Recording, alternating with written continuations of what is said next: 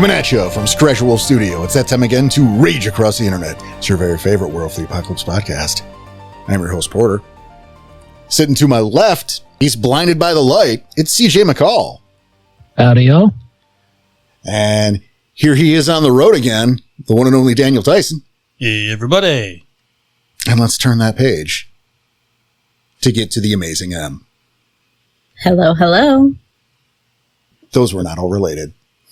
I just decided to go to Seeger halfway through. That's all right. It is all right. It wasn't bad, Like though. 6 years of this and not repeating any of these. I'm sure Maybe once or twice. Yeah, I'm sure statistically. Statistically, you've gone. But Phil, get on that. Let's find out the statistics. yeah, get it together, Phil. Jeez. Shout out to our official REI historian. So, hey, everybody. This is Rage Across the Internet. If this is your very first time joining us, this is the show where we talk about various aspects of World of the Apocalypse, from the storyteller to player level, from brand new player to well-seasoned vet. And if it is not your first show, well, welcome back. How we doing, everybody? Doing great. Doing pretty good. Having a fun day. Excellent. Yeah, it's been a good day so far. It has, and it's a little surprising. It's always a good time to hang out, but I'm surprised to see Danny here. Oh boy. Because the Timeverse, Mm-hmm. today is both the Olympics and the Super Bowl. Mm-hmm. So Okay. the fact that he has left the house is amazing to me. I And figured...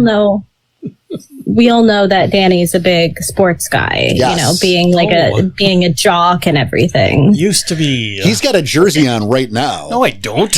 Yeah, and he's waving his foam finger as he talks. It's super weird. It is super Got weird. the hat with the 2 beer cans in it. Yeah. I envisioned him being at home in front of the computer, streaming the Super Bowl and the pregame show on the one, and watching his curling and his figure skating on the other. And thank you for taking time out of your... Oh, you're very welcome. All right. Yeah. I appreciate it. Well- I know this has got to be for you, right? Mm-hmm. To have both massive sporting events happen at the same time. It's Right. It's like Halley's Comet or something, right? So Yeah. I just appreciate it. That's all. We Yeah, appreciate thanks the for being here. sacrifice. You know what? I've always said it. There's still no place I'd rather be. Are you sure about that? That was grossly sentimental. It ruined it. Wow. So, we got a show today. Before we get started, let's begin with the segment we like to call This Week in Bullshit. CJ, Well- what's going on this week in bullshit? Mainly bouncing around a couple different projects. One that I just finished for BattleTech, one that I'm going to be getting started on soon, which is where I've discovered slowly Gundam has been creeping more and more into BattleTech for me. Woo! Yep. It's a game about people and big stompy robots fighting each other in neo-feudalistic society sometimes, and sometimes modern society. So, why not bring in more Gundam? Yeah, it makes me It happy. also, recently I found a bunch of 3 identical mechs that look almost like the Zaku from Gundam, but can pass for a similar style to the Dom. And there is a group in Gundam called the Black TriStar that all use the same mech.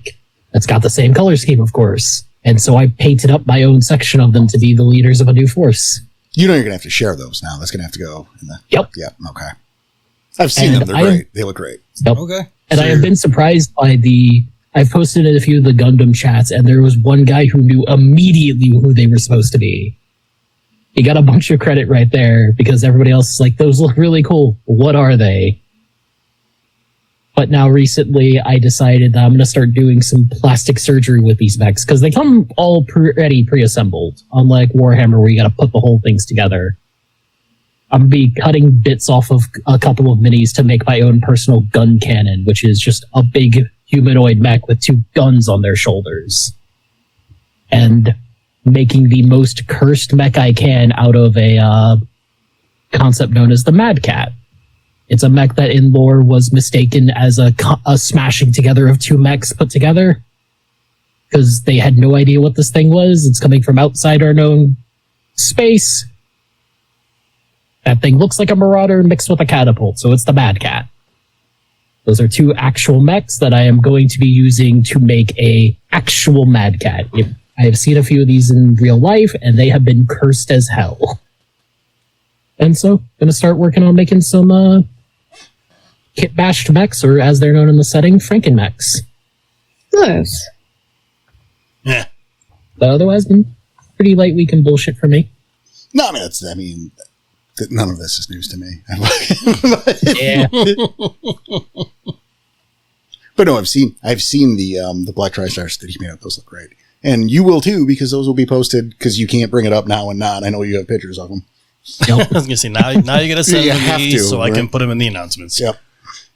Danny, what you got? AI is ruining everything. Yes. And I don't know if it's ruining everything.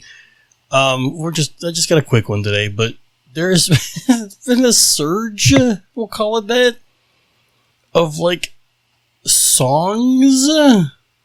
All my YouTube feeds, there's been so many random songs that people have turned to AI and have created these songs and turned them into different genres, redone the songs.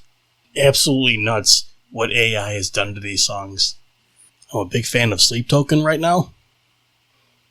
And someone has taken one of their pretty popular songs and turned it into an 80s synthwave song. And I'm very, very ashamed to say that I kind of fucking love it. It doesn't make any sense why that should be a good song in 80s synthwave. What's the name of the song? Caramel.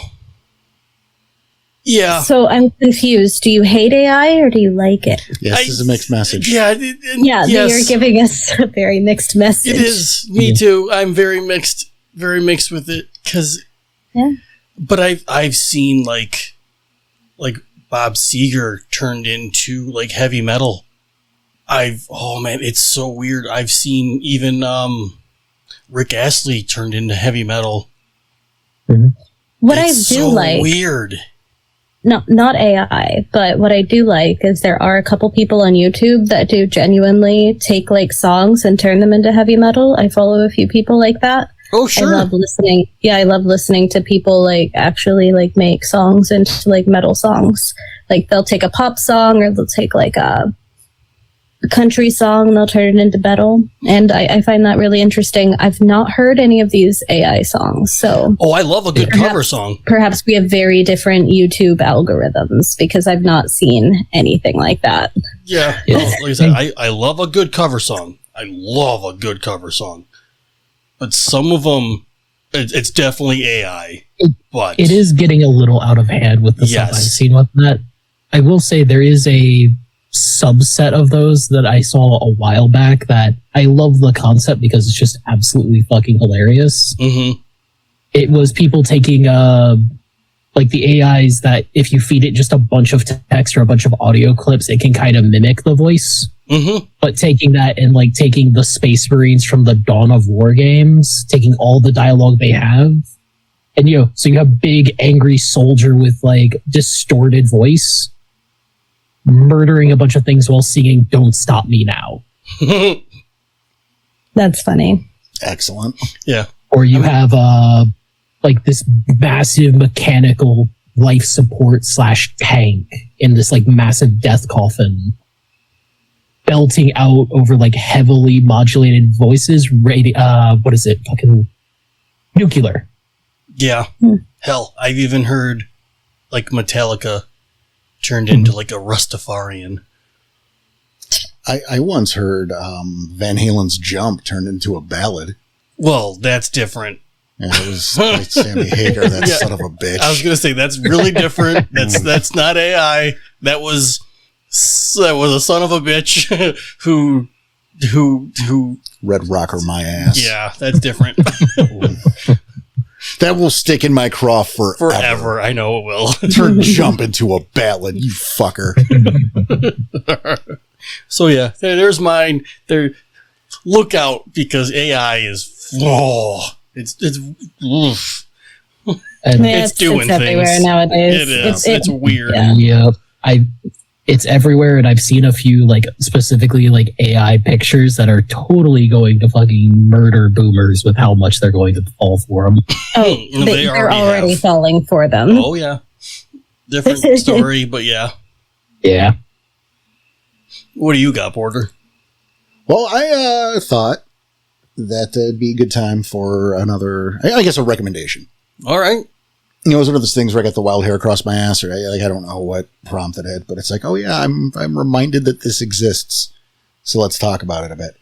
So I wanted to talk about Carnival, which is not the event. This is a show. Oh, okay. I hope it's streaming on HBO. It was an HBO original, so I hope it's streaming on HBO. I have it on DVD, so it's not. I just get to watch it whenever. Oh, that's fair. But this was a really cool show, and it only ran 2 seasons, which is a fucking shame. Mm. It takes place in the Dust Bowl, like in 34. Actually, I wanted to get the year specific, so I grabbed the fucking DVD. nice. I wanted to get the year. What genre is this? Well, let me tell you about it. All right. So, like, I would call this a supernatural drama. You follow a guy named Ben Hawkins, who has a mystical power. I'll say that.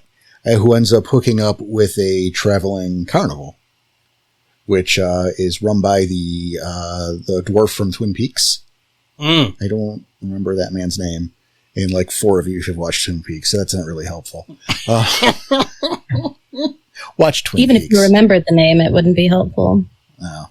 He's a very distinct looking man, however. All right. Anyway. And then at the same time, and this is the cool, I guess the B plot, or the other side of this coin, deals with a preacher played by Clancy Brown, Mm. who has been having visions and is going through his own thing. I don't want to say too much about it, right? Like, it's an unfinished series, obviously, but it was really interesting.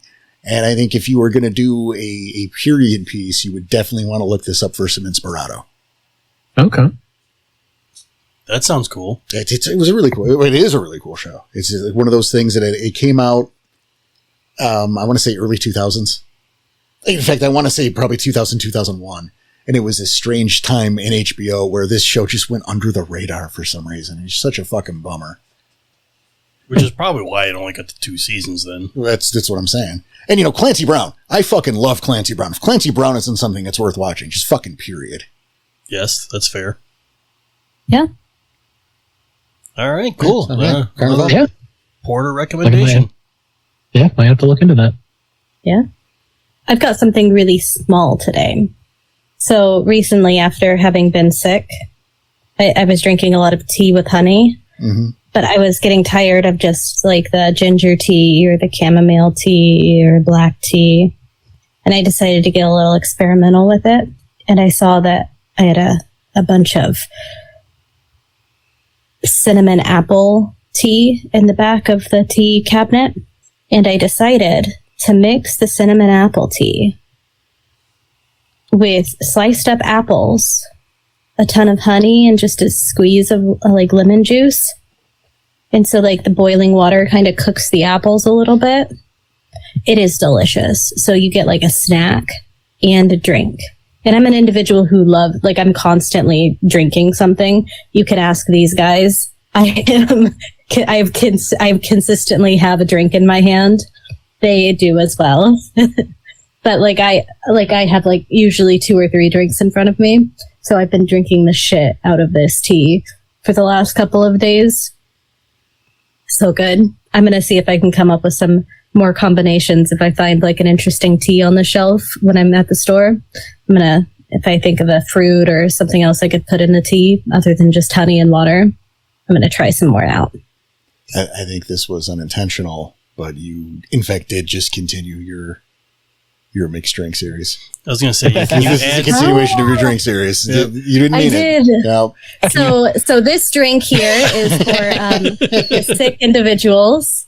if listeners, I'll put the recipe on the Discord. Sure. But if you have an idea of what this could go with that is relating to that of Werewolf the Apocalypse, let us know. It sounds like it's something you could Irish up pretty easily too. Yeah, just put some whiskey in it. Probably. I would go waste with the rum, water with not cider. a whiskey. What was that, CJ? Waste the water with cider. Yeah, that would be I don't know. gross. I would say maybe like a spiced rum would be really good because the apples. I think a spiced rum would go well with the apple. I don't disagree. Yeah. Or like a touch of mead instead of honey. Yummy. Don't know. Yeah, it's so. I haven't tried it alcoholic. I was I've been. Yeah, you've been saying. But lo and behold, you've continued your drink series. You just, Whoa! I Like did not intend to do that, but it worked out. wow. So here's a drink. What does That's it how a go? lot of our series start. Yeah, right. But so I think that concludes this week in bullshit. Yeah. And speaking of conclusions, I believe I was wrong last time. I believe we are looking at the final episode of our 101 series. I believe Who this. knows? I might be proven wrong, but I Maybe believe later. this. Right. I'm making it my mission to prove him wrong now. Well, see, I've already admitted that I might be, so fucking that buys you nothing. The end of our 101. Just put a little asterisk there, just in case. But see, I already did. Like, I'm just saying it might be. Nope. So if M proves me wrong, she proves me right because I said might. So fucking take that. Oh man, he comes out on top no matter what. Shadow Lord, what up? Represent. Good God. Wait, allegedly, the finale of our 101 series, which has been quite a while. Yeah, a little bit. It's been a minute. It has. But people tend to like these episodes too. And we've had a few questions on the YouTube and the Discord and just while we were doing other episodes. Yeah. So we've come to this, which we are tentatively calling the finishing touches. Which might be a bit, whatever. So we've gone through this series and we've talked about, the bare bones, the basics, which is the nature of the beast with this 101. We've talked about Gaia and the tribe. We've talked about the spirits and the auspices, the tribes. We've talked about dots on the sheet. We did an episode where we told you how to put dots on a sheet. Fucking, Which we, that's insane to me. Yeah, but we did it. for how often we kept saying You take the pencil and you fill the thing in, and we did that episode for you. But now, let's put this. Let's take all that stuff, and there's the bits that we did not, the bits we didn't give you, the things that are very important to do. And this was a little bit inspired by CJ is ready to start a new game. Yep. And he ran over a session 0, a little summit with his players, a lot of which were new. Yeah. To go over. Get them all in. Yeah. Get them all in one place about roughly when we plan for the game to be. Just see if everybody can make it and give them some of the basics. Absolutely. But I mean, during that though, no one was ready yet. Everyone's got to make their character still. So he went over some of the, and that's kind of what inspired this today is to, how do you make your character? We taught you how to put the dots on the sheet.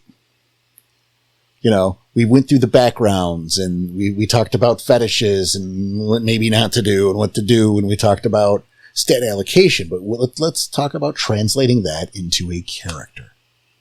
I mean, and hell, we've made characters before, Certainly.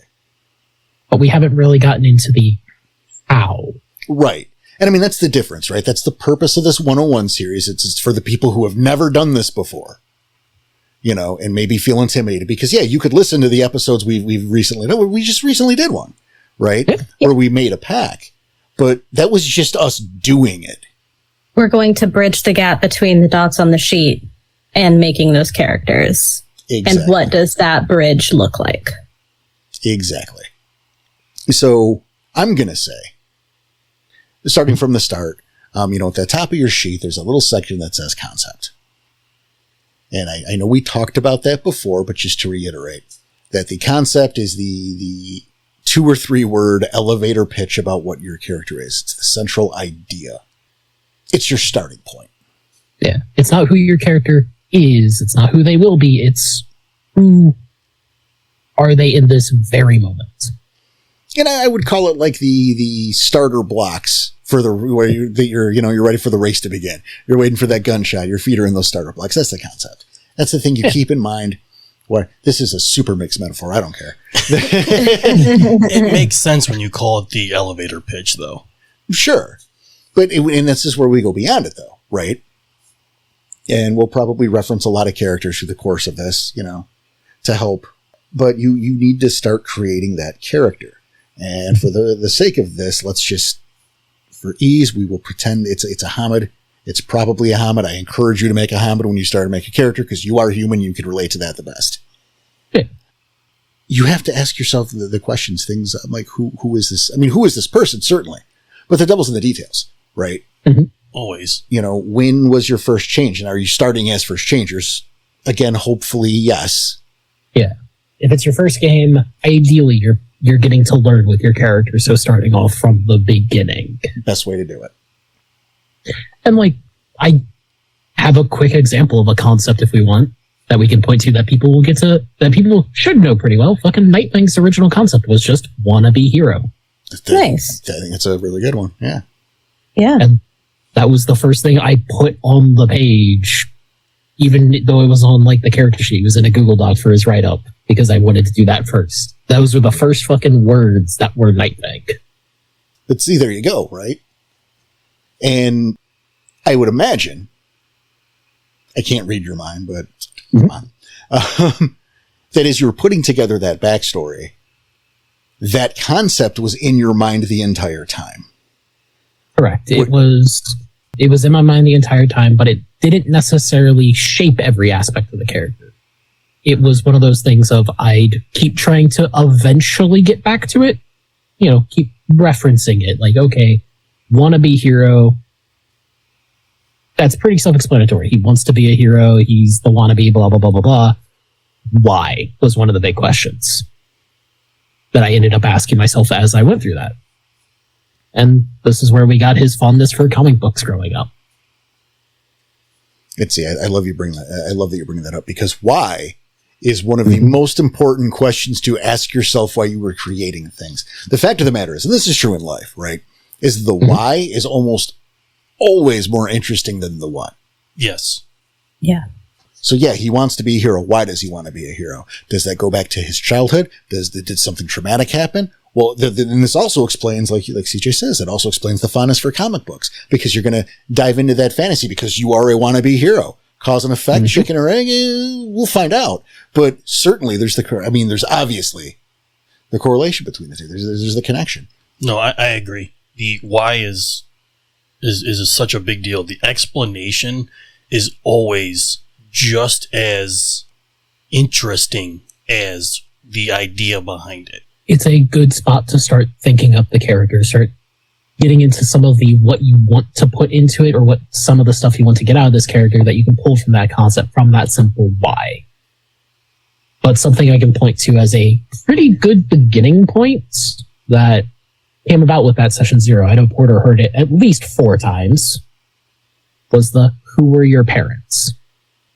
That is usually one of the first questions I ask people whenever they're making their character for the first time. It's just, who were your parents? Oftentimes that's also where I start out when making my character. To bring in another example of the characters we're currently playing, Carly, her original idea was even less of an idea than the wannabe hero. Wannabe hero is an actual concept. My idea when I first made Carly was, I like bows. That was literally the first thing that popped into my mind, and I took that idea and I ran with it. Okay, who does bows? Hunter. Okay, so we've got a hunter here. How did she learn? Well, who are her parents? And to take to step back for a second, when you talk about the idea of that concept and building that character and that life prior to one's first change, let's say, or rather, it's something you have to keep in mind, is that where that character is prior to that first change is not where they are going to end up. And as a new player, that is something you have to keep in mind, because part of this journey is that character's growth and change and how they learn to adapt and accept their new life as a Garu. Oh, big time. You know, like if you are, if your character had designs on being a lawyer, right? Famously enough, that's not going to happen anymore. No. And as a player, you need to be aware that that's not the road your character is destined for. But the character itself doesn't know that. And this is where the role play in some of that great character work really pays off and comes in, right? Because now you are going to play a character who their whole lives they wanted to be a lawyer. They wanted to stand up there like Phoenix Wright and yell objection and be a regular Harvey Birdman. And that's not the case anymore. They're not going to get to finish junior high, right? Because now they're pulled from their homes and taken into a fucking shack in the middle of a slum or a hole in the ground in a state forest and trained to murder things for a living to save the planet. As part of a nature worshipping murder cult. Exactly. And extra emphasis on cult. I was going to say on murder. That too. But my point here is that backstory is very important until it isn't. Yeah. Yep. But that change, and I mean, you have to commit. You have to go to that starting point and run it down. And that ends up being, and maybe I shouldn't speak because is the storyteller, right? Maybe I don't have a place to say this, but I would like to think that becomes a very fulfilling experience to ride that out. Oh, I agree with you 100%. Because yes, it's important in the beginning, but as the character grows, it becomes less and less important. Right, but it's the foundation. Yes. For everything you're building. Yeah. It's one of those things of like, especially with Night Fang right now, with how I wrote his character sheet, with how I wrote his write-up, he very clearly was going in one particular direction if you asked him. He is on a different path, like 3 trains over from where he started. But that's because, the write-up only takes you so far. That backstory only takes you so far because your characters only lived so much. Now they're basically aging in dog years. With how much shit is happening around them and to them. It's also important to have this background and a way to like connect your character to what's going on the sheet, because it also helps you relate to what's going on in the game. Whenever it comes to interacting with other players or NPCs, it gives you something solid to grasp onto rather than having to wing it constantly. You have some kind of experience that you could relate. For example, Carly, when she was growing up, was very she wanted to be a veterinarian or a translator because she had lived in many different places. So if she meets somebody who speaks another language or has lived in a place that she lived in, she has a conversation to spark up with them. I believe I kind of did that whenever I first met Falling Leaf. I was like, oh, I lived maybe where you're from. And he was like, Kansas? That's not true. But no, that's a great point. And it's funny, I'm going back again, right? Another thing to illustrate on that too is like CJ and M, you both brought up the parentage. Mm-hmm. And I think it's important. I'm jumping around. I'm so sorry. I should have meant that. Why that's important is because someone has ties to the Garu Nation. I mean, there are exceptions. Certainly you can find a way to write around it, but there was a Garu or a kinfolk in your character's lineage. Yes, period. Right? Probably it was a parent or a grandparent, and probably someone was in the know. We'll assume. But the answers to those questions also factor things in. But the answers to those questions are a very real factor. here's an example from my end. Sekhmet Rainmaker. By the Silent Strider I played once upon a time when I could get a chance, right? Right. Alpha the Silent Howl. His mother was a Silent Strider. She was the Garu of the family. He was the result of a one-night stand, right? Mhm. There wasn't a relationship. So she got knocked up after a job, wanted to relieve some stress, do a little celebrating, ends up getting pregnant, and then shows up on this dude's doorstep with baby Sekhmet. It says his name's Sam, watch him. And they kind of tried to make it work, right? And so she was on business a lot. She was she had to go away on business trips all the time. Yep. And so he grew up without a relationship with his mother, or rather one that was kind of holiday based. Holiday? I was going to say estranged, but Well, she'd show up when she could, and now he's being raised by a single father who was not prepared for this, and who maybe he wanted to get married to have a family and raise this kid, do the right thing, but his wife Change of is plans. out of town 10 months out of the year. Yep. if not longer, yeah. Right. So that helped influence how he acts, how he came up. It instilled with him a sense of family and a need for that, because the family he had was severely lacking.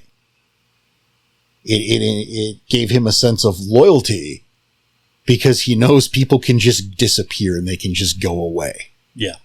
How important Peck is to him is because he didn't have it growing up. Right.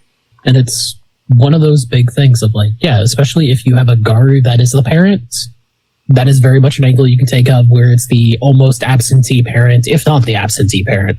Right. Garu got to be places, do things. Sometimes they set down roots. Sometimes they just build franchises. It's true. But if you do have the Garu that is around more often than not, let's say, somebody who is in the local sept that you are living in the general protectorate of, well, chances are you're growing up on stories of the nation, even if they are slightly veiled. You're growing up on these stories of great heroes fighting monsters and saving the day. Or if you're in a, let's say a Get family, chances are you might be training by the time you can walk in a different way. You're going to be expected to, be athletic, to work hard, to do all this shit. And who knows, maybe you're in a contact sport. In a case that I can point to from one of my previous character, Wrath, his character, his father left his mother to a stepfather who was an abusive fucking asshole for the chance that his kid will grow up mean and already a fighter. I like that. That's actually pretty good. Yeah.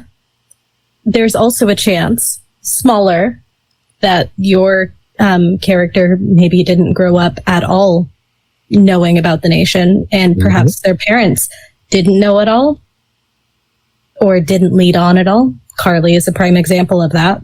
And how does that sprinkle the perspective of that character to the nation when they first join? What is that like, going from nothing to all of a sudden you're a werewolf and spirits exist? And I think being in the dark for a new character or a new player is a great way to go, because again, you're learning alongside the. Yeah. Agreed. It's also pivot with the parents, like you were saying, with the absentee parent.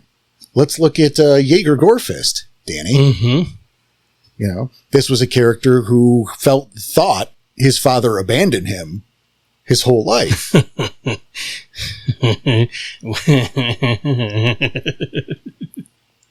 When in all reality, he just left because. Right. You breed true, or the character breeds true, and finds out that, his father was a Garu and was out fighting for Gaia the whole time. That puts your entire childhood into a new perspective. Yeah. Exactly. And then, of course, that didn't end so well. But That's why there's I'm more laughing. story. Exactly. There's more of a story to There's that, more but that's story not to what that, we're here for. Or you've got the character whose parents are just removed enough from the nation that they know their relatives are in a weird cult. They visit occasionally. They're family. You can't kick them out on the side of the road, so you gotta help the uncle every so often when he needs money. Sure. I mean, we could link to things like we can link rather to flaws, for example, like persistent parents. Mm-hmm. Because let's remember, if your character or their parents rather were not in the nation, then your character just went missing or is presumed dead, Or, depending on the circumstance of the first change. But what happened? What happened to Carly Green? Yeah. Yeah, Carly Green ran away from home and was a known runaway from home and was being followed as she ran away from home Yep. and had her first change Mhm. after she lost them and has persistent parents who are currently looking for her. And that's why she had to leave her last sept and ran into you guys. Carly's face is on milk cartons. Yes, Carly is actively being looked for, and her father has connections. Oh. So not great there. But I thought that would be a nice spin as like an individual who is an experienced player. I've had characters before, but my other characters have always been in the know. My first character I ever played was in the know, so I was like, maybe if I make a character that isn't in the know, how does that litter the background? Mhm. I like the And idea. so, yeah, and so I thought that would be an interesting flaw to throw in there since her parents aren't in the know, and I decided that her dad was a military man. What does that look like when their daughter, who is not 18 yet, is like 15 or 16 years old, runs away and goes missing? You're gonna look for your kid. Yeah. Yep. I had 2 players in my last game with the persistent parent flaw that whenever they got taken to the local Metis Glasswalker to get new IDs made, he had a kinfolk go on a milk run to go check if there are any milk cartons with people we know. That's nice. Smart idea. Yeah. And of course, that for a storyteller brings complications if they are on that milk carton, because how is the SEP gonna adapt to this? Right. Well, we're gonna have to dye your hair and break your nose. How does your character react to being on a milk carton? How do they react to not being on a milk carton? Yep. And the backstory of this is important.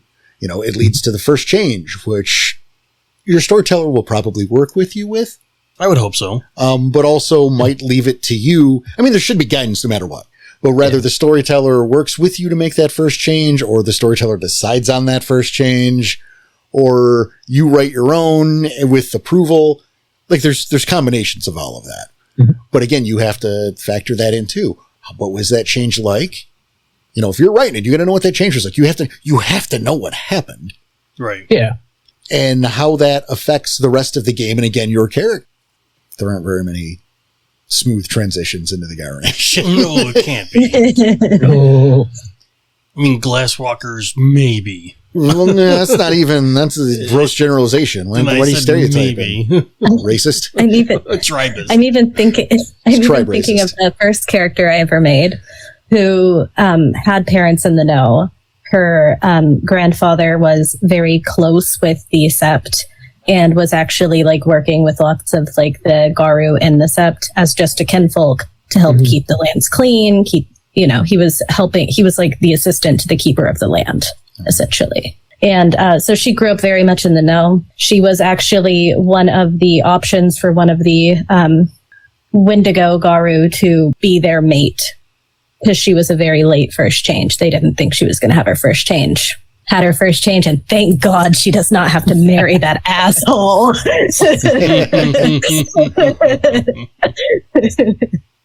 You bring something up that I think merits talking about is you say a late changer. Now, Yeah. customarily, Hamid Garu change around puberty. Right. And you will get players that be like, well, I don't want Wanna to play play a kid. Yeah, I don't want to play a kid. and we understand, but I was like that for my first character. I don't want to play a teenager. It's weird.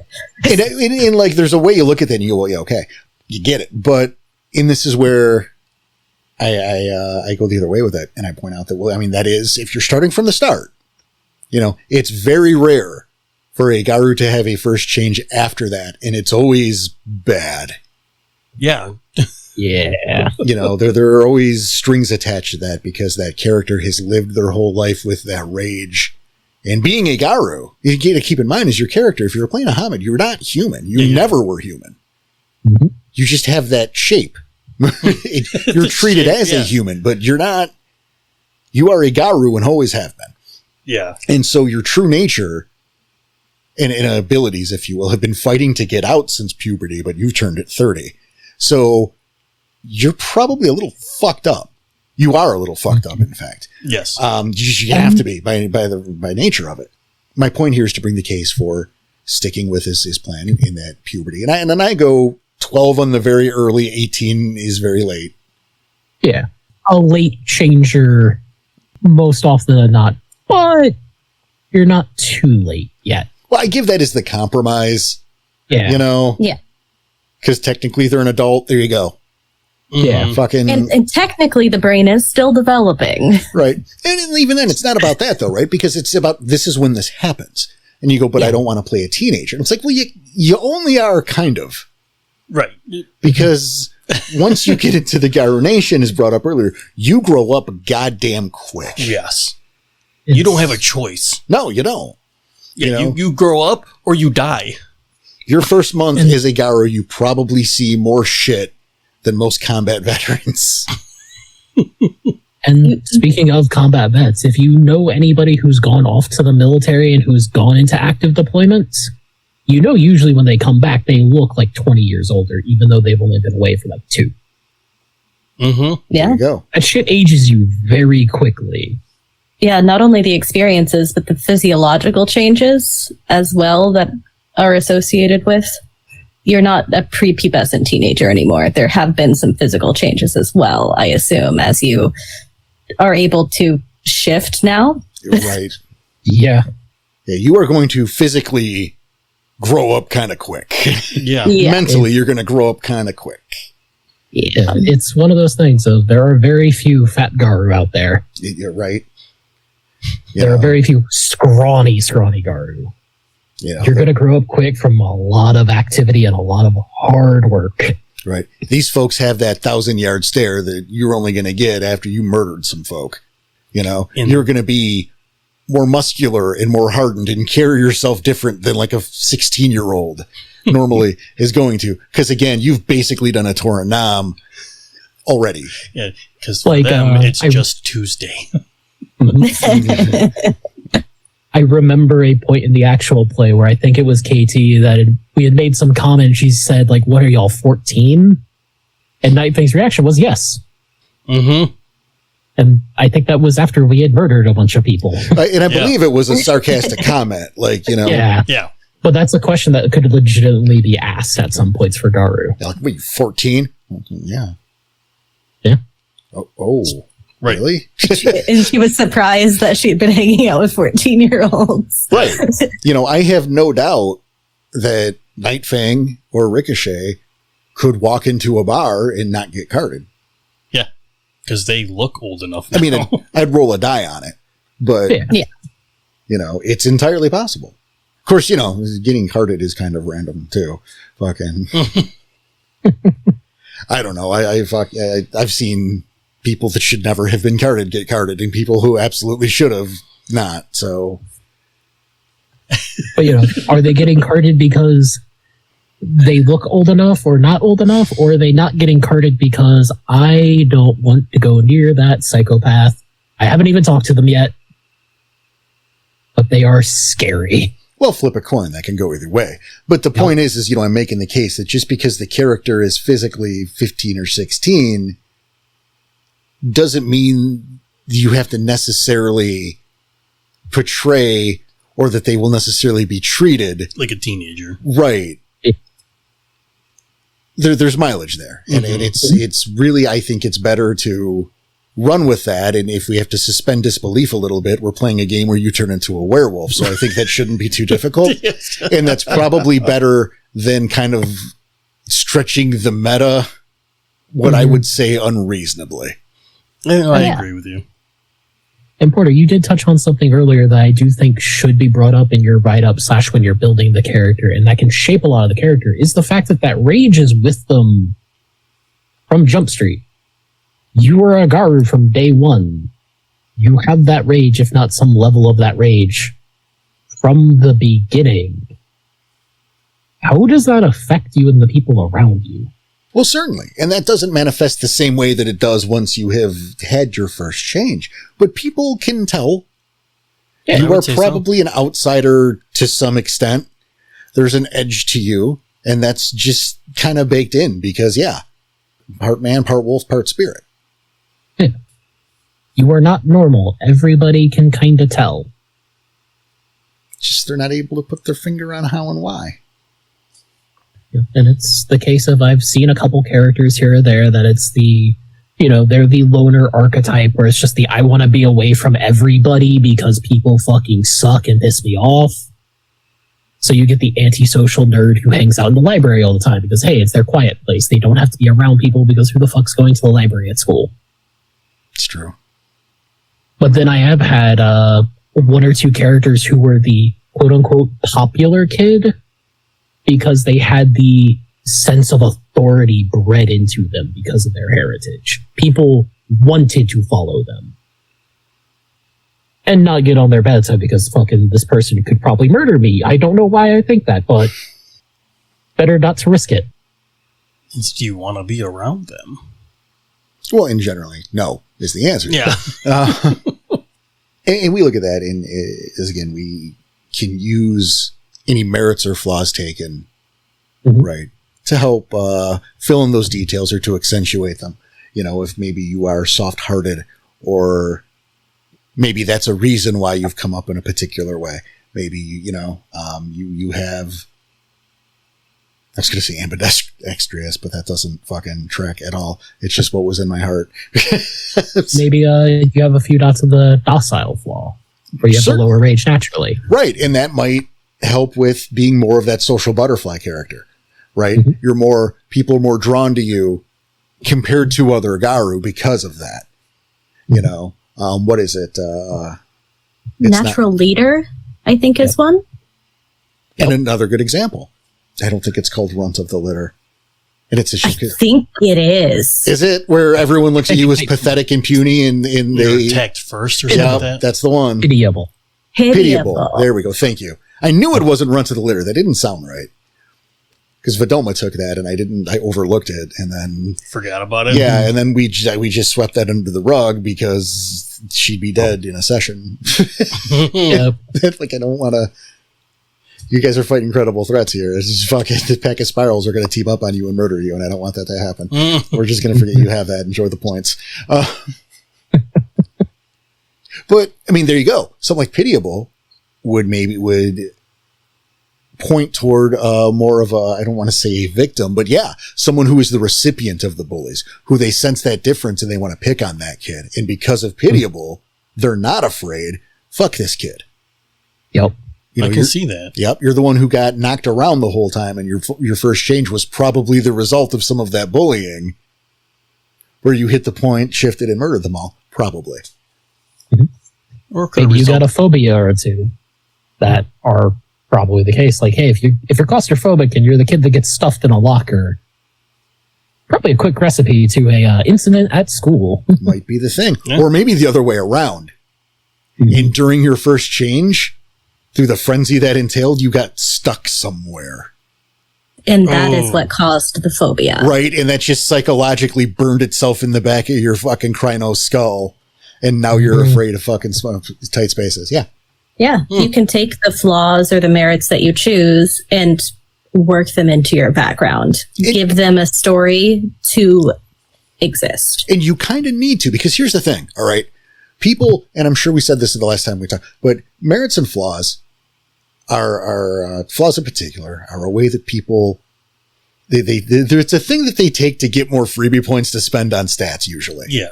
And you need to remember that, yes, these flaws are supposed to be permanent. Yep.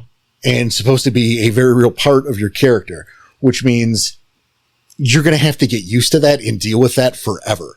Right. And if you're not prepared to do that, please don't take it. You will get experience to raise your stats. The stats will go up in time, but don't do it just for the points. Right. It's more important to play a character you like, you care about, you can connect with, that doesn't have shit attached to them that you're not going to want to deal with, because you're going to have to deal with it. And also with some of these, if you take a flaw at a specific level and your ST does not tell you no, they will use it. Looking at anybody who's tried taking 3 to 4 dots of enemy. That's a mistake. That's a scary thing to have to go up against. And you also need a very good reason why, I'd say, most of the time with those. But something to also consider, if writing a flawless character, don't do that. But you don't have to take flaws for your character to have flaws. You can write those in. Absolutely. Character flaws are a thing versus mechanical flaws. You don't have to have any mechanical flaws, but your character could be really bad at talking to women. What? And, there's not even a flaw called Daniel Tyson. So... Your character could also just be maybe afraid of snakes without having to take the phobia. You could just really not like snakes and not have to take the phobia point. And I encourage that sort of thing, right? Yes. Again, it's but I could take it and get the point. Yes, you could. Yes. But now this is debilitating in the right situations. Right. You are not going to get over your fear of snakes if you take the flaw. All right. And hopefully your storyteller will not forget that. Yeah. You're rolling frenzy rolls potentially if you take the flaw. Yeah. But if you write it into a character background, they can just be creeped out or uneasy or right. You can play it up. You can be cute about it and not have to worry about having to not run away in fear. Right. You still can in the right situations, but hey, sometimes you do gotta power through your fears. That's where we get courage and bravery and all that. And it's the difference between can and have to. Exactly. Yeah. Moreover, you can conquer that fear if you didn't take the flaw. Mm-hmm. If you take the flaw and got the points, the transaction's over. Yep. That's that way now. Yep. And there is no flaw. Daniel Tyson. Ricochet doesn't have points and a flaw about not being able to talk to chicks. There is no flaw that he can't talk to KT very well. That's just a character decision to make it more real and have fun with. That's just fun with the character to make it a thing. And sometimes you'll stumble upon a character flaw that you didn't write in. That's just going to happen naturally as you play. Yeah, I didn't decide that when we made the characters. I didn't know who KT was yet. But right? And this came about naturally. Yeah. And then obviously when we look at the backgrounds, the stats we take, the background stat, these are things that need to factor into your backstory as well. That sounds like a no-brainer. I know that sounds like a no-brainer. But if you've got mentor and you and your storyteller have established that you already have a mentor, not that you are going to get a mentor. Mm-hmm. Because that's a conversation that needs to happen, right? Because you guys, anyone who takes mentor, Danny, you guys know, you'll get them. And in that a strong opportunity, because I'm still going to allow you guys to fuck up by fucking up. Mm-hmm. But it's the Fianna with in the summer rain with 2 dots in mentor is going to have Deadman Dempsey as a mentor, provided he speaks to Deadman Dempsey. Right. That's going to happen because you paid in for it. But you have to talk to him first. You have to talk to him first. Yeah. But that's not what we're talking about right now. We're talking about the ones that you decide are part of your backstory. It's your grandfather's packmate who promised he'd look after, the grandson. Right. Mm-hmm. It's Mom, Mm. who is a 5th generation kinfolk, and it has been since 18 Diggity 4 or whatever, since there was another Garu in the family. Or maybe Auntie, because of that same reason. Right. Mhm. Yeah. Or the first character I made, I had several dots in kinfolk, which is one of the reasons I made my character in the know. And her uncle was the sheriff. Fucking, there you There go. you go. Yeah. Nice little connection that I kind of wrote in there for. She knows these kinfolk. What do they do? And what is their relationship like? Here's an example that doesn't get brought up very often because it was a game that has not been relevant to any and didn't last very long. But you had the character Catherine Darkrain, Mm. who was the result of a union between a Geta Fenris and a Shadow Lord kinfolk. Both of them, like both kinfolk. Right. And the Shadow Lord side, the father, was not in the know. Mom, who was Get kinfolk, was very much in the know. Grandma on father's side was very much in the know because her other son, Dad's younger brother, was also Garu. I'm bringing this up to show you how you can layer this shit. Mhm. Because, hey, you have kinfolk, right? So you've got grandma and you've got mom who are commiserating because, oh my God, we have a changer in the family. What are we going to do if there is one? Is it going to be Shadow Lord? No, we'll make sure to scuttle her away to a Geta Fenris Sept and get her good. And mom, grandma's lying. Grandma, Catherine has her first change and she gets shipped off where? Well, to Uncle Ryder. Mm-hmm. Of course, because there's a Garu in the family. There hasn't been a Get in that family line for generations. Fucking Uncle's right here. Fucking that's a Shadow Lord now. Yup. Right. And then this gives you a mentor, right? This gives you, allies, and this gives you kinfolk. And these are two separate backgrounds, right? That can be molded into your backstory, which gives your character, in this case, Catherine, it gives her a lot more meat and a lot more background and shit to work with for a storyteller and a lot more potential to play with. Mm-hmm. You have these connections that a canny and sometimes cruel storyteller can use against you. Yeah, absolutely. Yup. I like the connection route, though. That's a cool idea. Also like to point out, too, that because Dad was not in the know, Mm-hmm.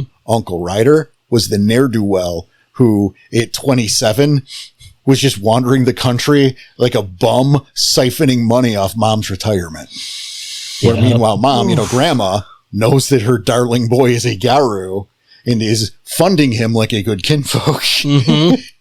And now your kid is running off with the uncle, doing God knows what, and siphoning even more money. Well, here's the Maybe fun. we need to call CPS to get him back. Well, here's the thing. In that particular case, they thought that Catherine was dead because she had her Okay. first change at prom.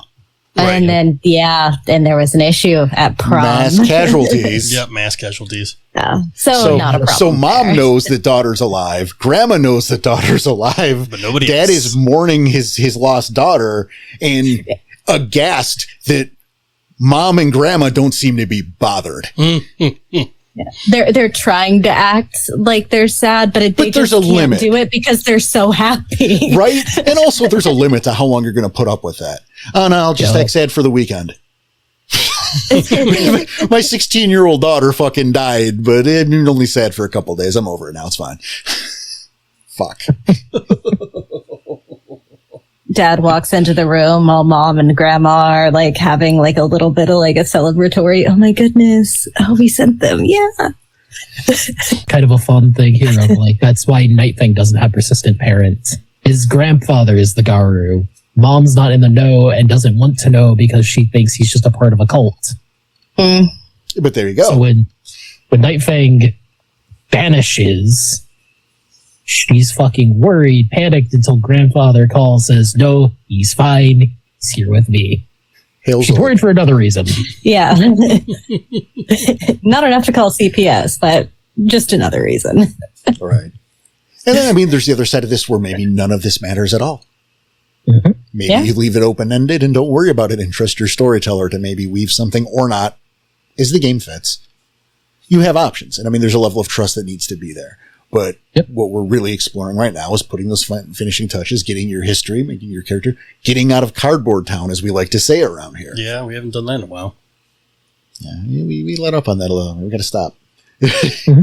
You know, and what does that mean? It means make your character as real as possible. You want to treat this character like a real person, because the more you have fleshed out this character, the easier it is to play the character, to go through these experiences, and you will have more natural responses, and you will find a firmer connection to the character, and in that to the world, and that's fucking awesome. That's the bigger deal. The other bit of advice I would have to give when writing these stories, especially if you do like go that in depth or you have this one particular idea in mind, be flexible. If your storyteller asks you a question or gives you a what if, actually consider it. Don't just put it out of your mind because you know where this character is going. You know how this character's history is going to be. I can point to an example from my current players with Lars. He was making the stereotypical just angry at the world Garu kid, the one that's always getting into the fights, the one that's always just got the attitude problem, mentioning like run-ins with cops because of running away or taking a fight too far sort of thing. And I asked him the question of what would happen if they're suddenly put into a very rigid, structured environment with a clear hierarchy and authority, a la juvie or military school. And he's taken this character a fairly interesting way from what I've seen. And it's just that one question changed the character and led to, I could see some potential issues in the future with this kind of character. Interacting with some of the pack and getting upset with them and causing fights.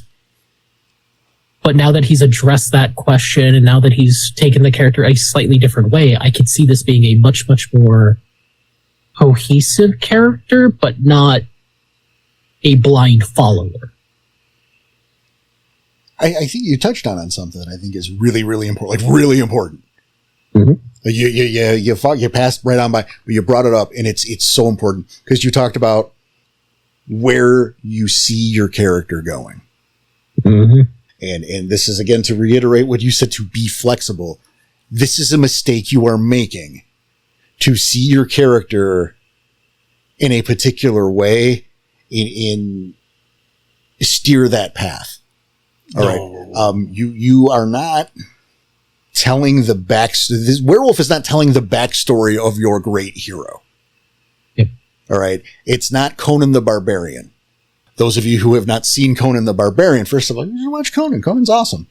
But, you know, this is Arnold Conan. But, you know, it talks about King Conan. It starts talking about King Conan. So everything you're hearing in that movie is a flashback. You know Conan lives through that movie. It opens telling you that shit. Right? Okay, I see what you're saying. Yeah. So you are not King Conan playing the game, reliving your history. You are earning your stories now in real time. So don't work backwards from where you want to see that guy. Okay. No, you're going through it as the story progresses. Right. So you need to be flexible to allow your character to be shaped by the experiences in the game. Which means you could possibly die. Right. But that's not, I mean, yes, that's true.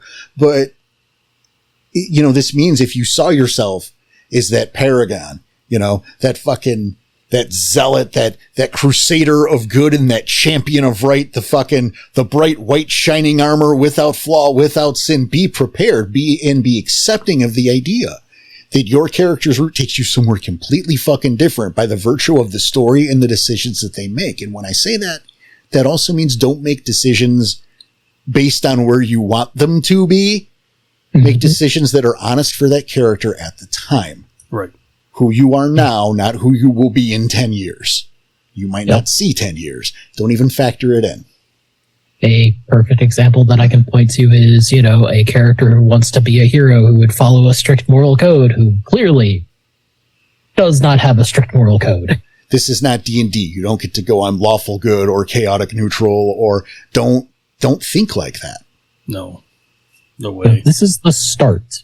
While this is the finishing touches, while this is the end of, character creation, this is just the start of the character. Yeah, this is the beginning of the journey. Yeah, the start of the character. It gives you something to work with during those first session or two, so you have something to talk about, something to play off of. You're not just a blank canvas. You're at least a blank canvas with a couple colors on there. Soon they're all going to be covered up, and you're writing an entirely new story. But it gives you somewhere to start. What's your personality like? What kinds of things do you like? What kind of conversation would you strike up? How are you going to interact with somebody? Is it going to be kind and lighthearted? Are you going to be a little bit more aggressive? Are you going to be a little bit more wary about meeting new people? Writing the backstory kind of informs that for when you start to role play, which can be a little intimidating, but at least gives you something to work with. I like that. It might be the finishing touches, but it's still the start of the character, the start of the journey.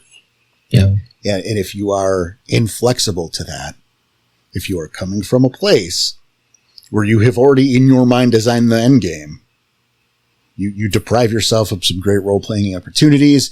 You deprive yourself of the journey.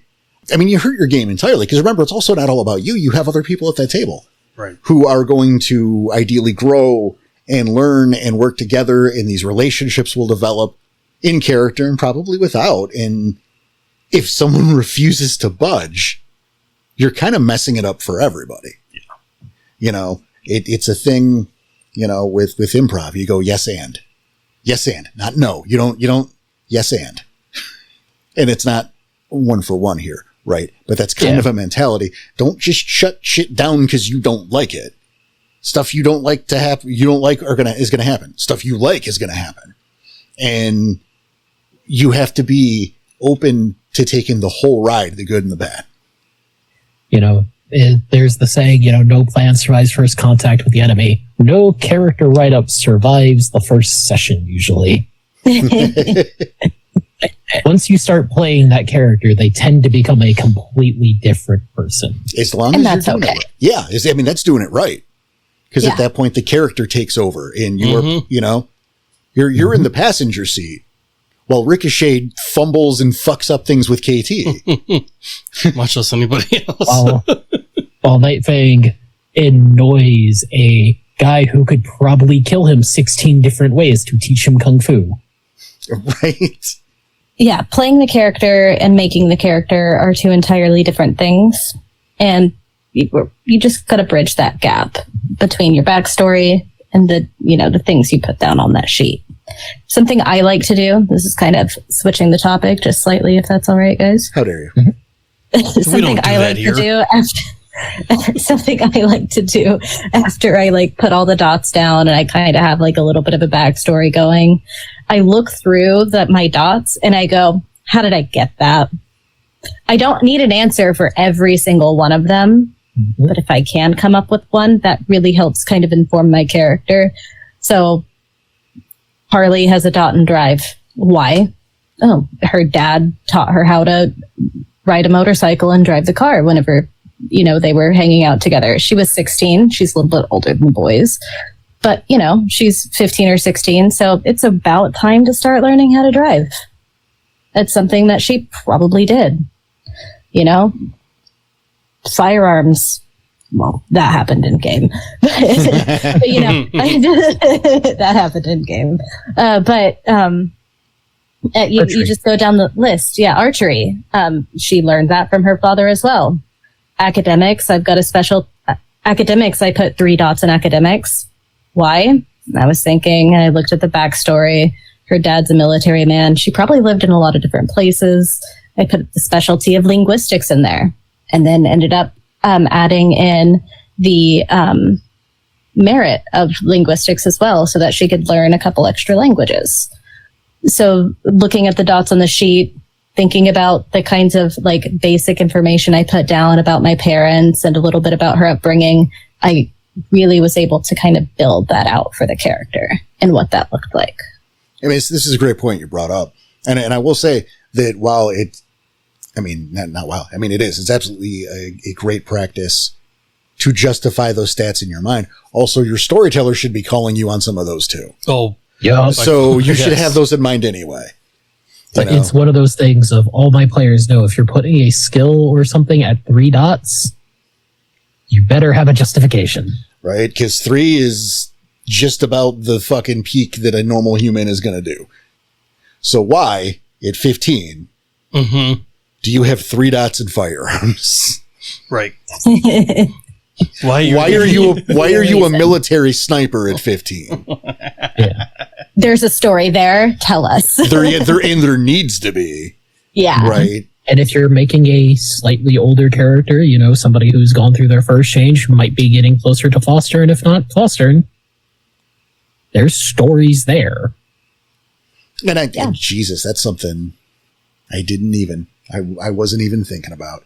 But you're 100%, because if you are not starting at the start with your new characters, I mean, this is a 101, right? So this is fucking ideally, you're brand new to this. Yeah. That's why I don't recommend starting as an older character. But yeah, if you are about, starting at rank 2, or let's just say rank 2, you've been in the Gyro Nation for a while. Yes. Which means you have stories.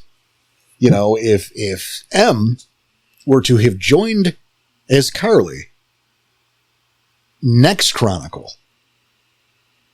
or in the 4th Chronicle, I should come in with like a story to tell. Like maybe you introduced me at a moot and I have to tell a story for you to get to know my character a little bit and what my abilities are, right? Or things that I've done.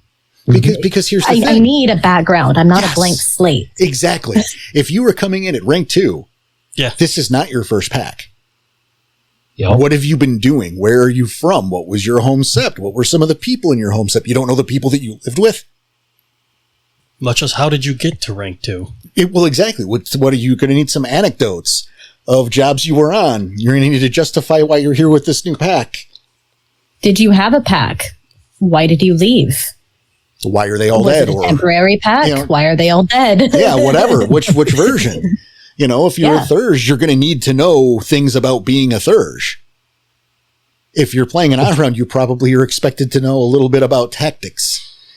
You're going to need to know shit. You're going to need to do that extra work, and it can be fulfilling too. But my point is it's a lot of extra stuff, and like I brought up, that's part of your background that you're going to have to factor in. Yes, it will justify higher stats, but you still have to justify that. Yep. Yeah. Part of the reason why we recommend to start off, if you're newer, from the beginning. Yeah. And you can definitely, if you're not somebody who's so good at writing a story, you can start off with the dots on the sheet and do that practice that I had just said. Okay, I've got so many dots in alertness. What does that look like for my character? What kinds of things have they done in their life that have taught them to be a little bit more alert? Okay, I've got a lot of dots in athletics. What kind of sports was I involved in? Did I just enjoy running? Did I do a lot of like boxing or something? I don't know. Oh, the brawl, that goes with the boxing. Okay, yeah, sure. And then you can like kind of switch up your dots if your story starts to change as you answers these questions. Before you start playing, you can move these things around as you create your character. What's your starting grade, Chad? If it's 3 or 4 or 5, you're probably an angrier kid growing up. You probably have a little bit more of those behavioral issues. They're probably a lot more pronounced. How does those play into it? And what does that feel like? Because are you the guy who repressed that? And just holds that in and every now and then has like a violent outburst or goes running to try to burn that off or whatever? Or are you the guy that gets in all the fights? Are you the guy that kicks the shit out of someone like on the weekly? Or are you the kid who is just doing way too much all the time to not even give yourself a second to have energy to be that angry?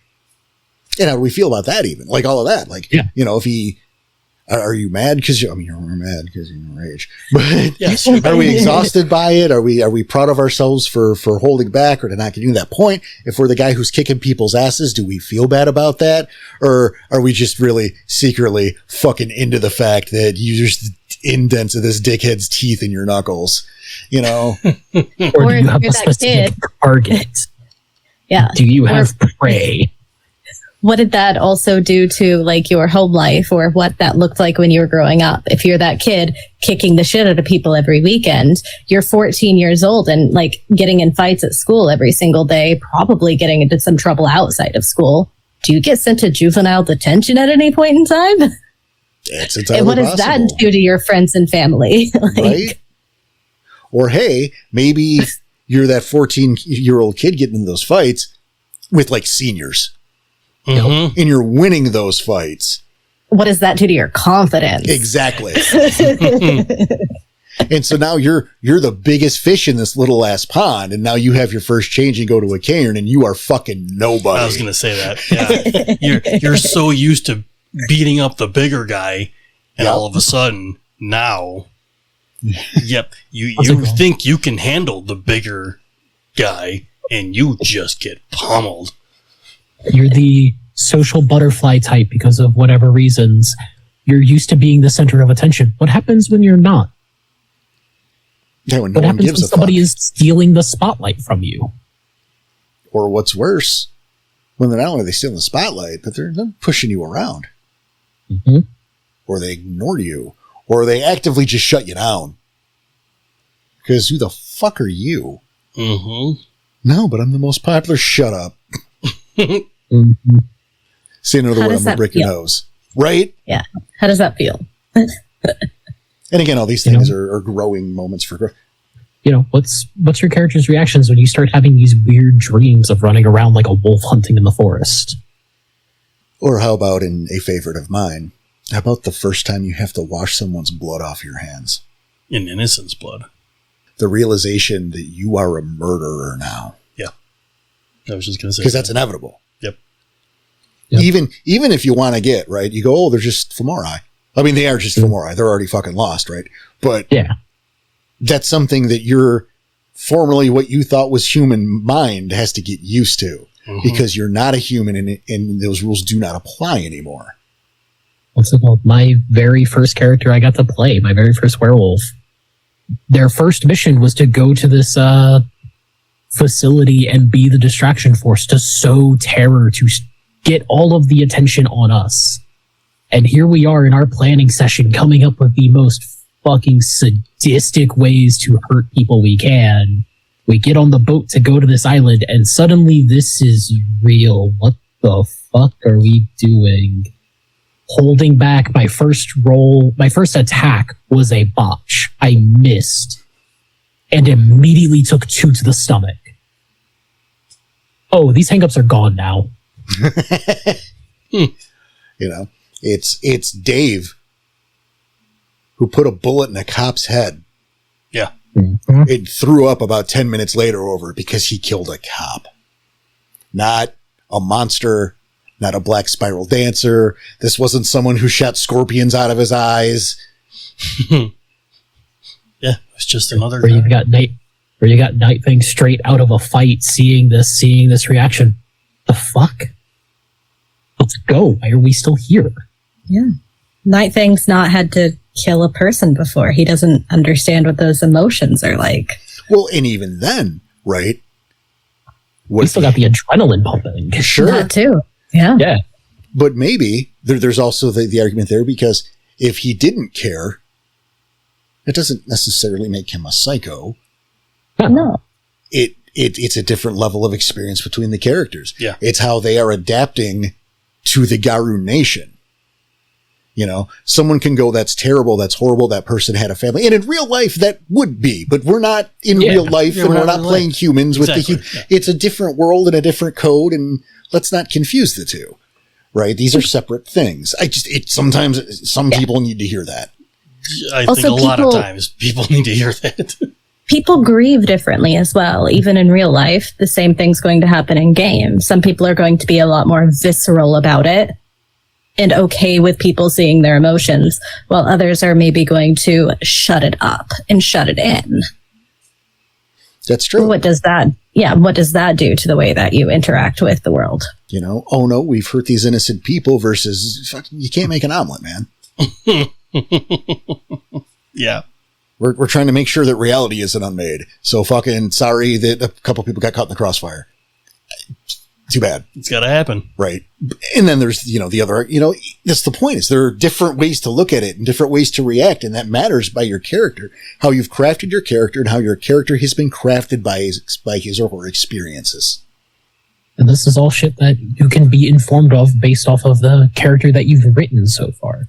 Yeah. Because that is the fucking starting point, right? That is the foundation and things are going to go wherever they go. And again, be receptive to going where the ride takes you. This is, it's a roller coaster. All right. Enjoy where it goes. Don't demand that it goes left when the tracks are going right. What are these metaphors today? What am I doing? Everywhere. You can do the same kind of thing with your backgrounds, of course. We mentioned the things with like rights, mentor, kinfolk. If you want a dot and fetish, is that something, talk to your storyteller about that. Is that something that they're going to give you as you play really soon within like the first couple of sessions? Or is that something they want you to write? Did you get that from somebody? Who did you get it from? Why do you have a relationship with that individual that they gave you that? This is important because again, this is a journey and not a flashback to the end point. Right. Yep. So if it is a case of fetish and the storyteller says, well, you can have something later, just trust in that, right? Yeah. Because it needs to make sense for the story.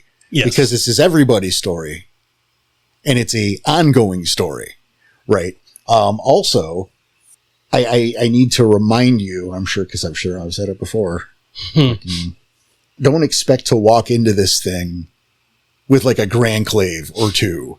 And you know what I mean? You don't get to have fucking Excalibur from Jump Street. In fact, you probably don't get to have Excalibur ever. But Just because you put 10 dots on fishes does not mean you get 2 Jarl hammers. right. You shouldn't have one. And if you want one at some point, that's a fun goal to have. And maybe you'll get it, but you'll have to work your ass off for it and earn it. Mm-hmm. It's a goal. Right. That is a goal. It's a You know, major goal. If you're coming into the game with 1 dot of fetish and you have a dot of mentor already and you've written it into your backstory, hey, maybe it's one of these useful fetishes like the Nyx's bangles. Maybe your mentor gave them to you. Maybe your mentor helped you make them. Hey, there's a story you can tell there. Or maybe you picked it off your mentor as they lay dying, giving you your next mission. Which leads us back into flexibility, right? Mhm. Work with your storyteller. Mm-hmm. Your storyteller will work with you to find a thing. But also, I'm going to remind you, and you're not going to love to hear this. Your storyteller has right of refusal. Yep. Always. Just trust in them. Well, and also that doesn't mean that the storyteller should feel, like make a game out of just denying people. But the storyteller is the one responsible for building the game and telling these stories. And your storyteller knows if something will or will not work. Yep. No one likes to hear no, but believe that you're not being told no because they don't like you or because they want to make you upset. They want to provide the best game possible. And they're trying to find the way to do that. I have to have that said. Yep. And for you new STs out there who are telling your games for newer players and stuff like that, don't be afraid to say no. You are the one telling the story. If something's going on that's, gonna break the game or something's unreasonably happening or they want something that they could not have at this point, you don't have to bend over backwards to make it happen. But something I will emphasize, it's something I do and I very strongly believe in. I do this for you guys. Mm-hmm. If I'm going to tell you no, I'm going to tell you why. Yes. Make sure to explain your rationale and the reason behind what you're doing. Because I'm not telling you guys no to be a dick or because I don't like you or because. There's a reason, and I'm going to make sure you know the reason. And by doing that, maybe we can find a solution that works for everybody. Agreed, yes. But you have to be able to have these conversations and talk about it and understand that we're doing something creative and awesome and hopefully really, really epic that will just live on for years in the minds and hearts of all of the players and the storyteller. And that's an amazing thing. And so let's all work together to make sure that that happens. Right. That doesn't happen by hearing no and getting mad and running home and like quitting because you didn't like a thing you heard one time. And that works for that. That's on everybody's side. I'm not pointing just to players. That's everybody. It goes for everybody. Yeah. Have trust in each other. Yeah, have trust in each other, and storytellers, don't be afraid to put your foot down. Yes. It's not a democracy when you're running a game. Yeah. So it doesn't have to be. You can be a tyrant and be reasonable. It's totally cool to be told no. Porter, I'm making a character. Carly, I'd like to have silver tolerance. No, you can't. That's a terribly imbalanced merit. And it's a little game breaking. And so that you cannot do. Oh, what should I do instead? Because I want some points. Well, that would cost you points. I want to use these points for something cool, Well, there's plenty out there. Have you double checked your backgrounds? Let's see your sheet. Let's see what's lacking in your sheet, if anything. You can always use those points to buy another gift. Do you have Master of Fire? Well, why did you do it wrong? Buy Master of Fire. Oh, okay. I'll get Master of Fire. Oh, so you don't? Why did you do it wrong? With those 7 points, I'm going to get myself an extra gift. Yep. Which is going to be a lot more useful day to day. Exactly. Or maybe buy yourself a couple dots of Gnosis and let's start off with 1. Yeah. Another great fucking idea. Ooh, yeah. You want to be good at soaking? Put another dot into your stamina. If you can. Make sure we're abiding by the rules. Make sure we're abiding by the rules of character creation or the rules, the extra rules the storyteller might set up. And I want to go back to the backgrounds thing because you talked about fetish, but another one that should be brought up is resources.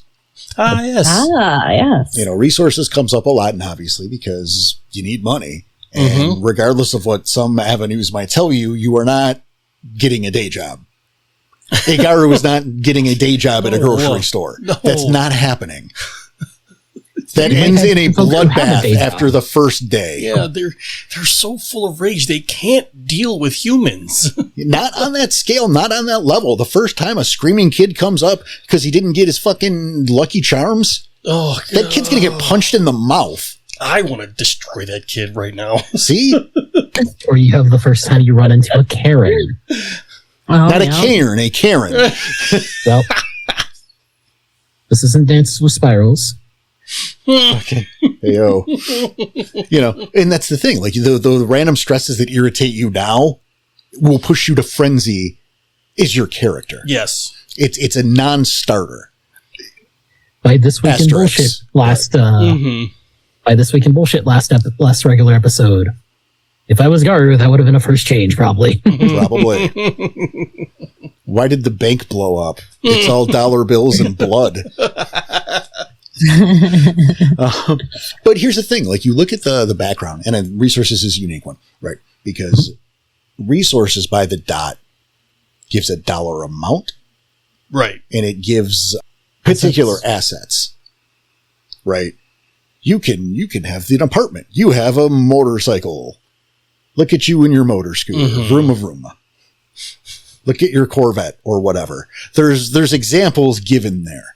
And just because it says that way doesn't mean that's necessarily the way that happens. And what I mean by that, like, maybe you look at the character Reed Hayes Parker, leader of the Lost Woods Pack. Okay. Well, his mother was kinfolk. His father was a senator. That relationship was done intentionally so she could make some manipulations to this up-and-coming politician to help, right? Kid breeds true. So what happened? Since he was like 50, however old, snuck money away in a separate account. And once he landed in a cairn, sent him the fucking bank card for it. Mhm. Mom and unknowingly dad are going to be funding him on the monthly. And that's where those resources come from. Yeah, have a reason for that. Right? Yeah. Or, maybe your character has a particular tactic for getting that money. Like you doing the looting the bodies after a fight every so often, going through wallets. Maybe this justifies getting that dot of resources. Right? I mean, you can do that part of that looking for it anyway. Yeah. But having the dot will guarantee a level of success. There you go. Maybe it's a pool hustling thing. Maybe it's just petty cash from the sept you're in. Yeah. Maybe it's an inheritance, but you're not going to work Right. Yeah. in the fucking anywhere, probably. Anywhere. You're not doing a day job, maybe an odd job or two. Sure. Yeah, I had a glasswalker who did have some points and resources. Those resources came from a couple of different places. One of which was a kinfolk that she had with family that gave her some money on the monthly. Another was she in her travels would collect like different types of metal. And in her free time, what little free time she did have, or when she was ever at the sept, she would spend her time taking those metals, turning them into jewelry. She would give them to that kinfolk that she knew, and that kinfolk would sell those things. And she would get the money for the profit for the jewelry that she was making. She had a hobby, and she got the money from it. That's a great example. Also, in the modern day, right? Online shopping. Exactly. You could sell those things online. You could eBay. You could put up an Etsy store. Yeah. There are avenues to make money that way. You can say, well, what about a telecommuting job? Go ahead, Sage. Oh no, I had another easy example of it. There is a Bonar in my old game who would go around, make sure nobody's looking, go under a car, shift to Glabro, and rip out the catalytic converter. That is awesome and hilarious, and I love that. We can also extend that to copper tubing and piping and shit in fucking houses. Yeah. We're from Detroit. Absolutely.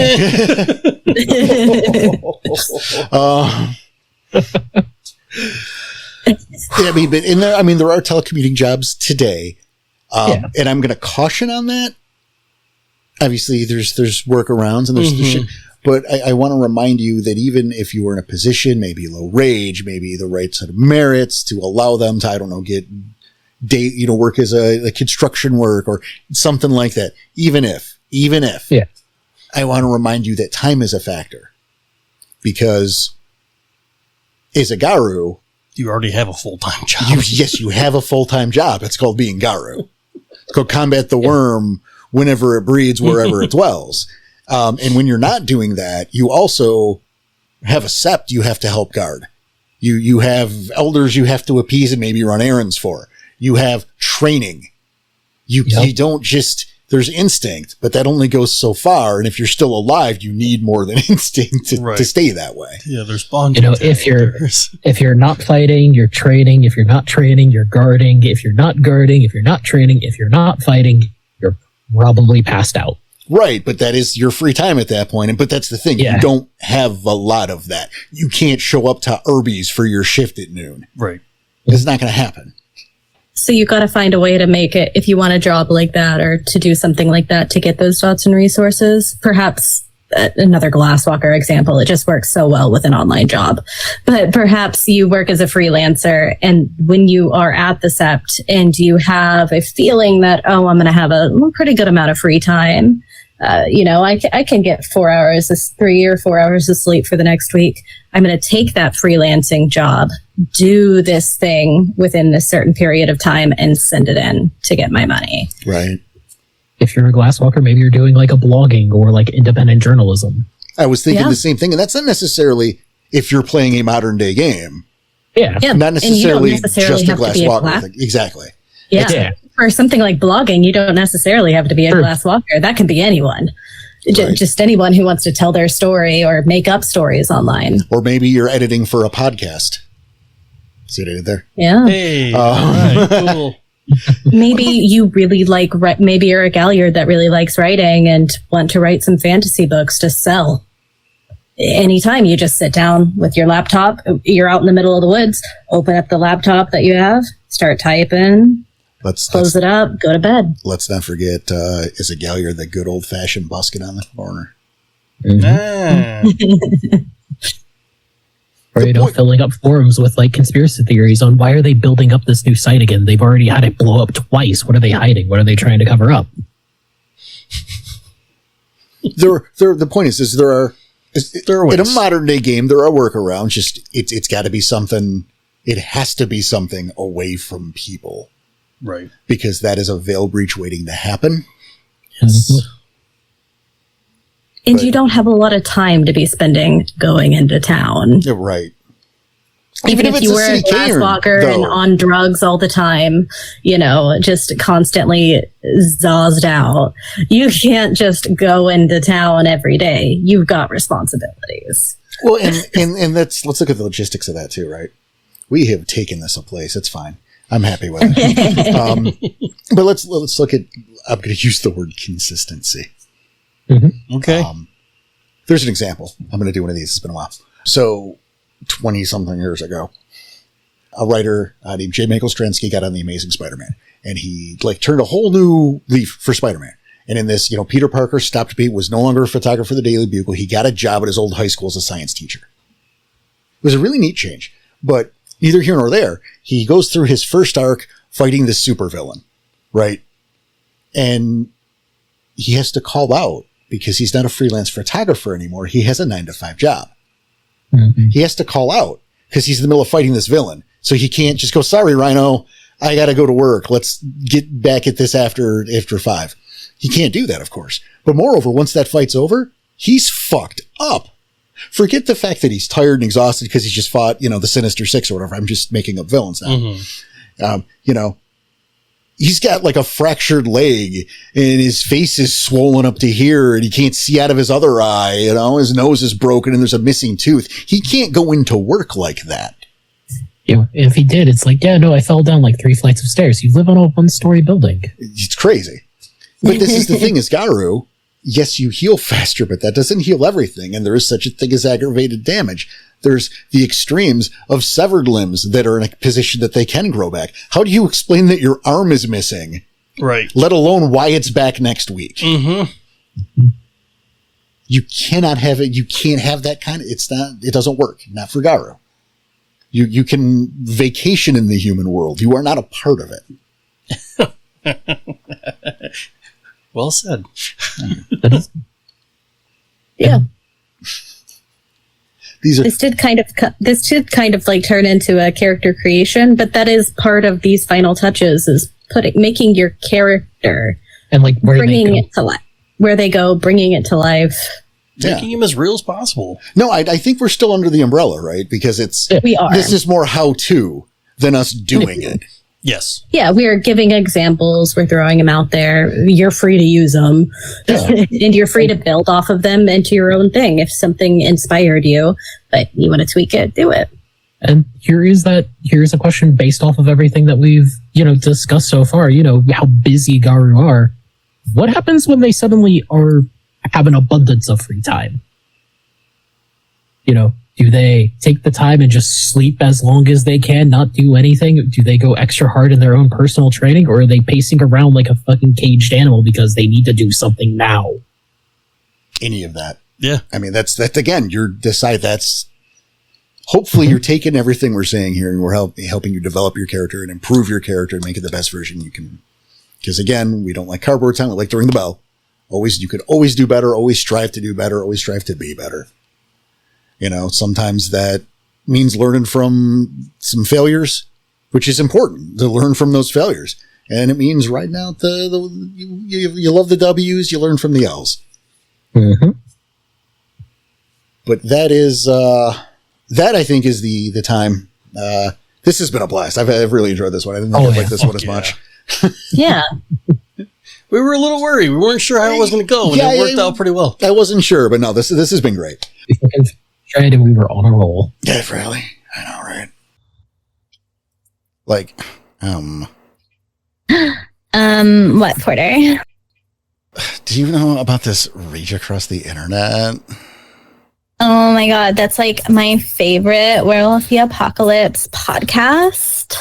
I totally believe you. It's craze balls. You sound like a werewolf player. Oh my god, you too. I am. I'm like the favorite werewolf player. Whoa. Yeah, I like that show so much. You know what I do? What? I sign up for their Ko-Fi and I became a backer. Oh my god. Like, there's like different like tiers and stuff, right? There is. It's amazeballs. They have all these, like, they give out these gifts. So, like if you back them, they're like, here, thank you. Here's some free stuff. Oh my god, like what kind of free stuff do you get? Oh, you wouldn't believe. Okay, so like on the lower end, you get in the Discord and there's like a monthly backer night, and there's like a game team in a special Discord channel that they use. Oh, you wouldn't believe. Oh my god, a backer night. That sounds fun. It is. They watch crappy movies, and they're doing a new thing where they have people roll, so they kind of pick the movies by chance. Oh, the movies are awful. It's so much fun. Oh my god, I love bad movies. That sounds amazeballs. It so is. And then, like, if you go to the higher tiers, you get like an extra episode every month. Oh my god, an extra episode? Yeah, they do stuff. They do like a series. Like they currently are finishing up a postmortem series, and then they're looking at new stuff. So every month it'll be like a new show. That's totally cool. Really is. You don't even believe.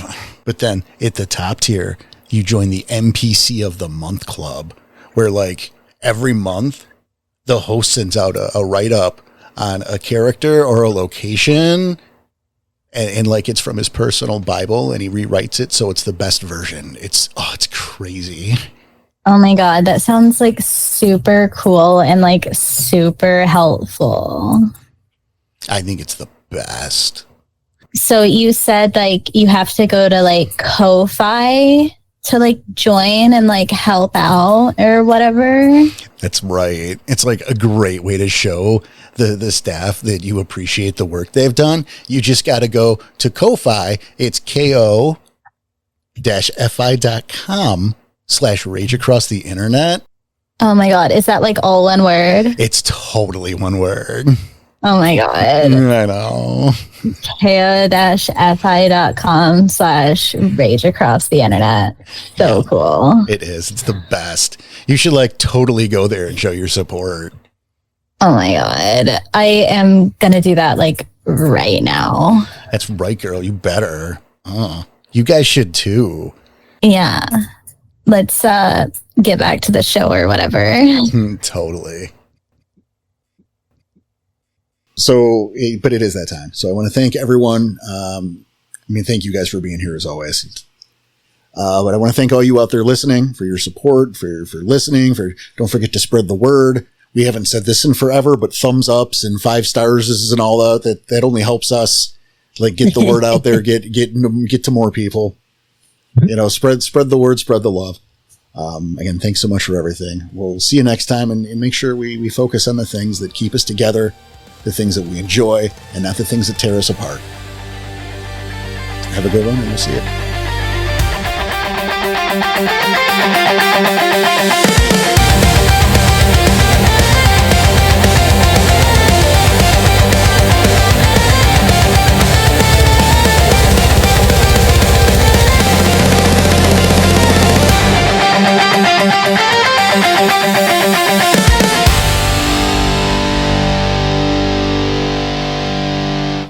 Do you have Master of Fire? Well, why did you do it wrong? Buy Master of Fire.